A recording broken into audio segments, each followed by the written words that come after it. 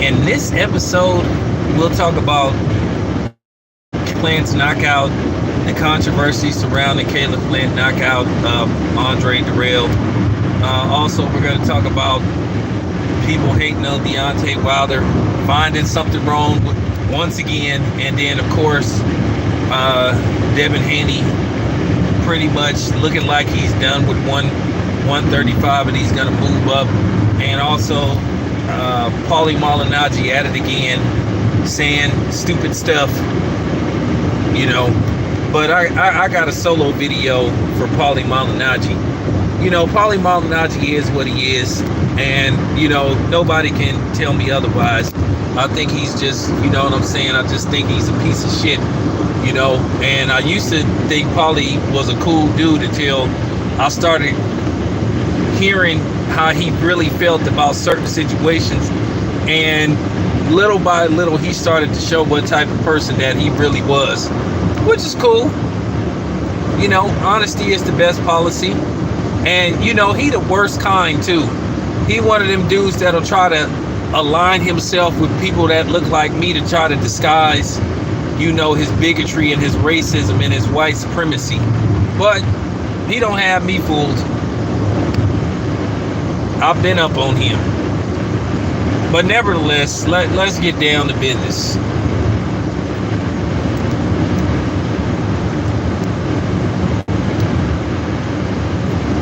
For real, let's get down to business. What?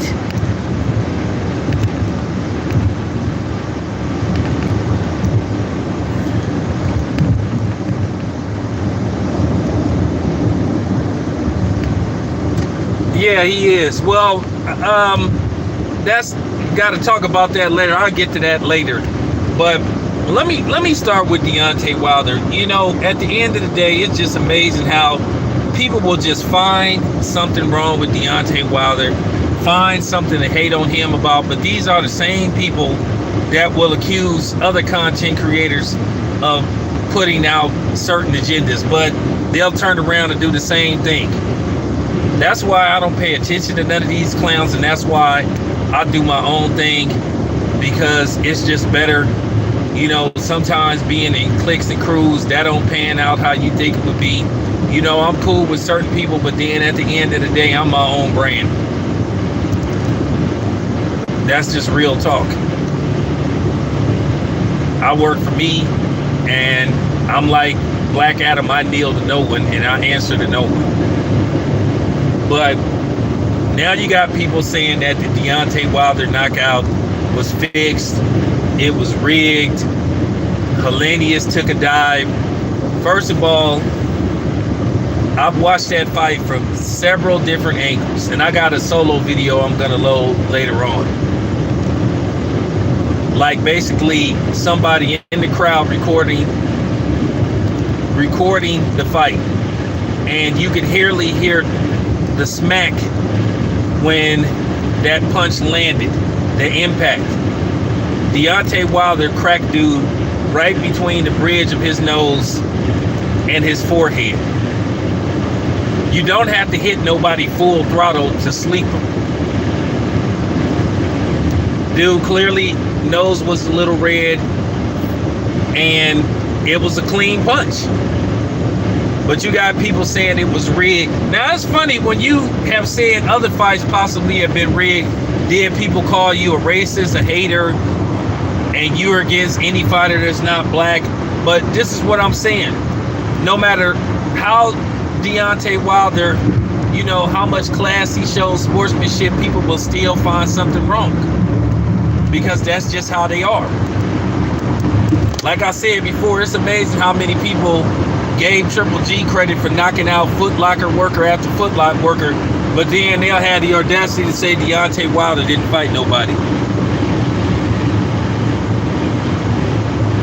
So, you know, it's just like, man, you just can't make this stuff up, man. It's just several videos from people that was actually in the crowd, and you can hear the thump of the glove against Robert Helenius' face. But of course, you got people saying the damn fight was rigged. Like I said, that's like some of these people, like I said, man, it's just no use like trying to have conversations with them, because you can't have a clear conversation with them because of their stupidity and their ignorance. That's just the bottom line. So I guess if the dude would have left in a stretcher like Spuka did, then it would have been a legitimate punch. But that's just how these clowns are, man. And you just can't have simple conversation with them. You can't talk boxing with them without somebody saying something ignorant or just saying something stupid. And that's real talk. I don't entertain this BS. And I'm not going to entertain it. It was a legit punch. I mean, they got dozens of videos of angles where you could hear the thump. You could hear the impact of the punch. They acted like Deontay Wilder tapped the dude with his thumb and he went down to something. And like I said before, people just be finding something to hate about. And like I said, that's why I don't be paying attention to a lot of these dudes. And that's just real talk, because they're morons. But at the end of the day, Deontay Wilder moves on. Deontay Wilder had that WBC so basically it was a eliminator bout. So basically, Deontay Wilder is going to have a showdown with Andy Ruiz. Now, depending on what Tyson Fury decides to do, will Tyson Fury vacate, stay retired? Gonna have to make a decision. Hey, man, are you retired?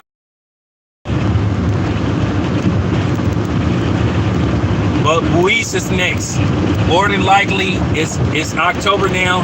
If we're lucky, we might could get Ruiz and Deontay Wilder in February, hopefully. We might could get that fight in February if all goes well. Because we got Jamel Charlo fighting. Look like he gonna be fighting Tim Tszyu. Look like he'll be fighting him in January.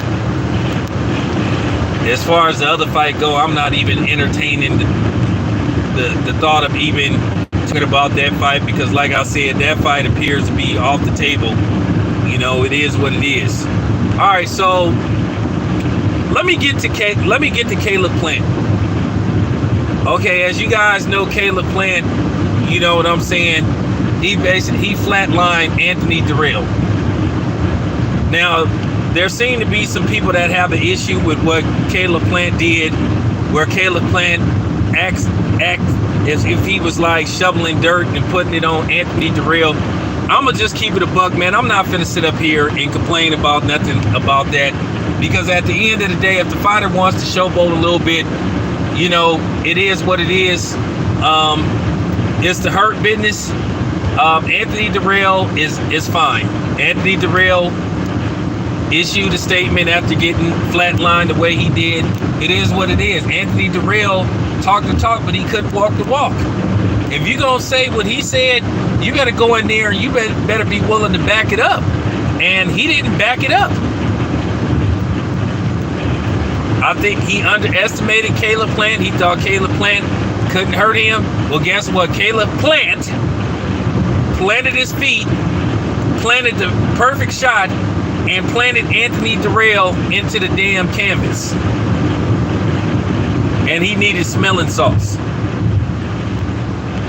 Knocked him out cold.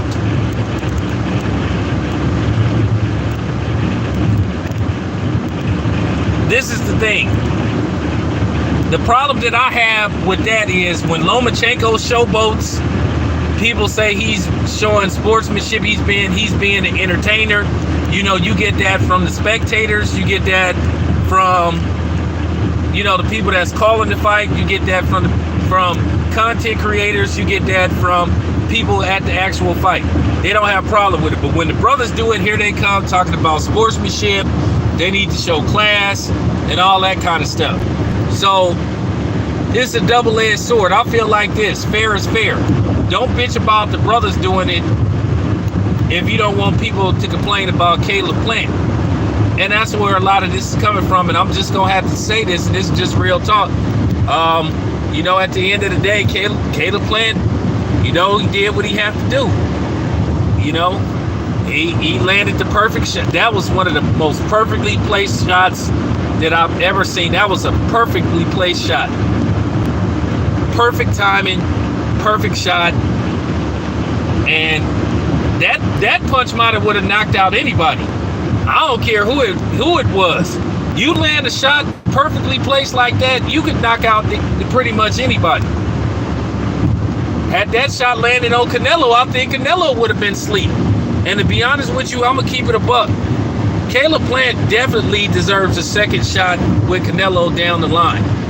If he can get past David Benavidez, which is going to be a tough task, but the David Benavidez fight just got interesting.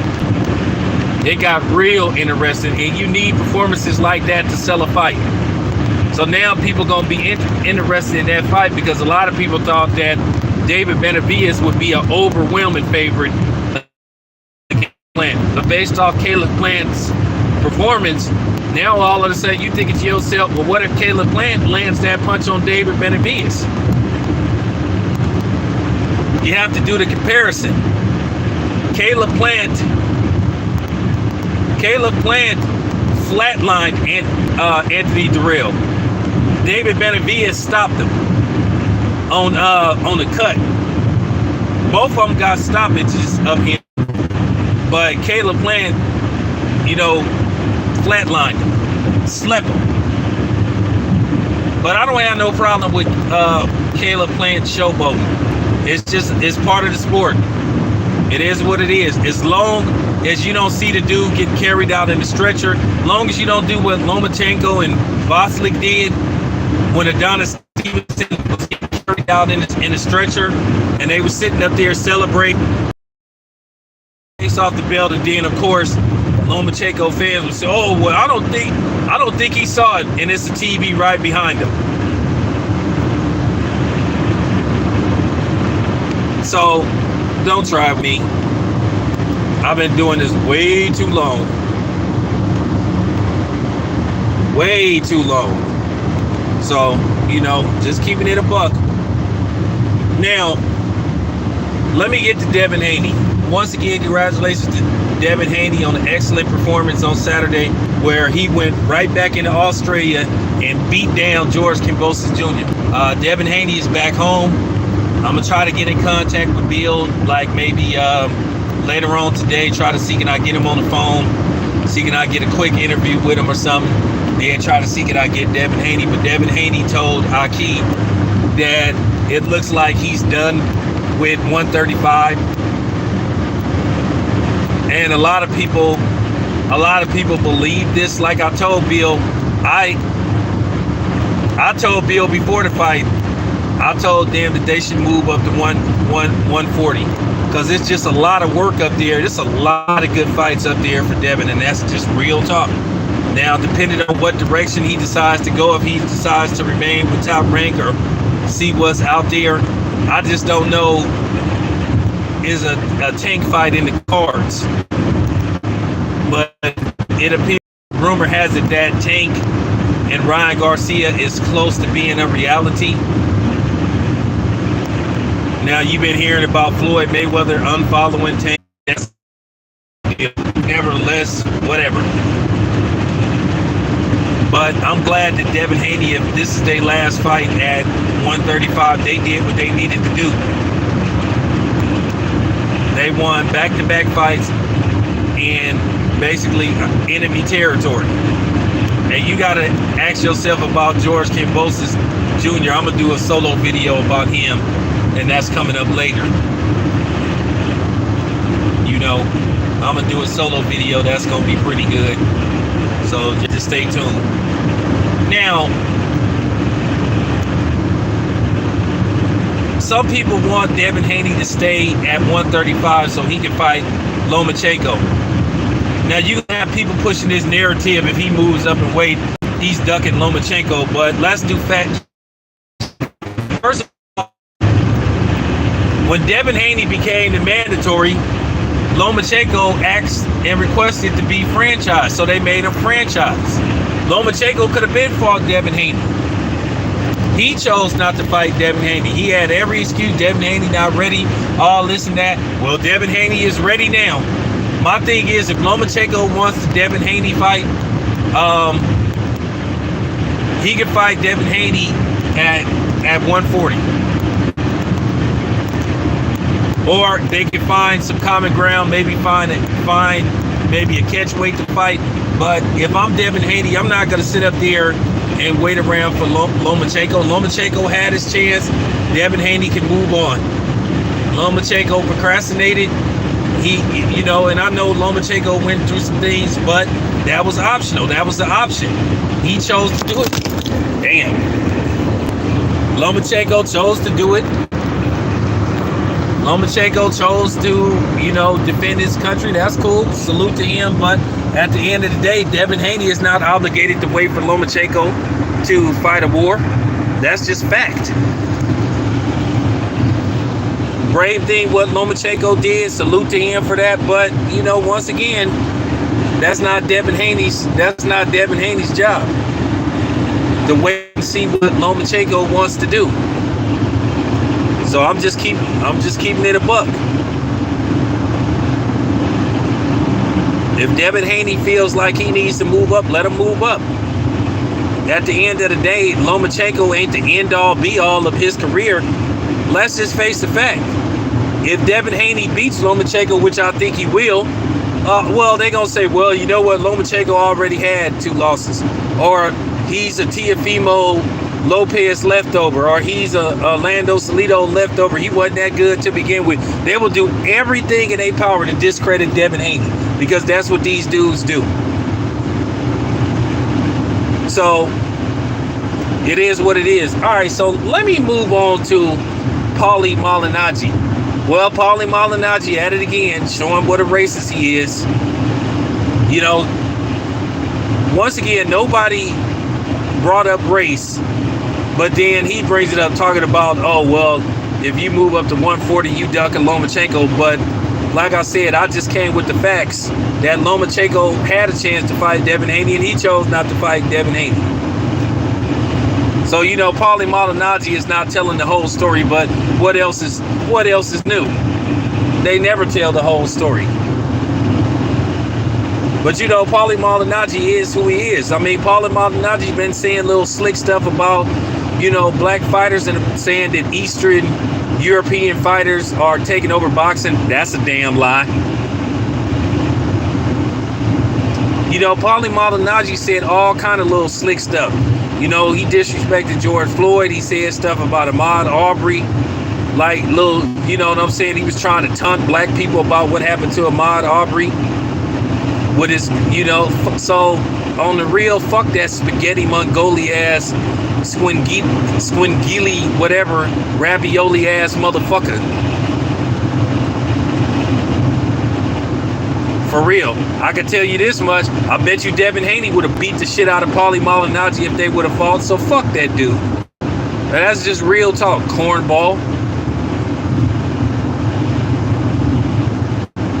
I'm glad dude slapped the shit out of him who had that powder in his hands. But it is what it is.